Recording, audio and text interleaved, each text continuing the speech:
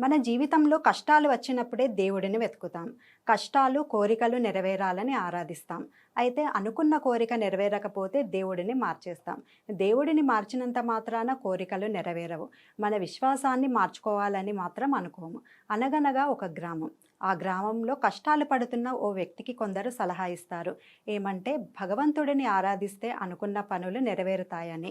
గ్రామస్తులు చెప్పినట్లుగా కొంతకాలం శివుడిని, మరికొంతకాలం శ్రీకృష్ణుడిని, ఆ తర్వాత వినాయకుడిని, హనుమంతుడిని ఆరాధిస్తాడు. ఇలా ఎన్ని విగ్రహాలను మార్చినా రాత మారకపోవడంతో చివరిగా దుర్గామాతను ఇంటికి తీసుకొచ్చి ఆరాధించడం మొదలు పెడతాడు. అయితే ఒక్కో విగ్రహం మార్చే సమయంలో అతనికి కోపం, చిరాకు తగ్గి క్రమంగా భక్తి పెరగడం ప్రారంభమవుతుంది. అమ్మవారిని పూజించే సమయంలో జీవితంలో కొన్ని మార్పులు కనిపిస్తాయి.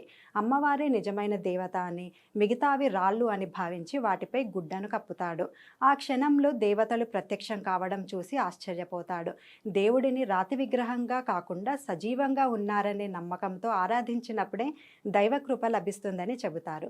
భక్తి అంటే దేవుడిని మార్చడం కాదు, మనసును మార్చుకోవాలి.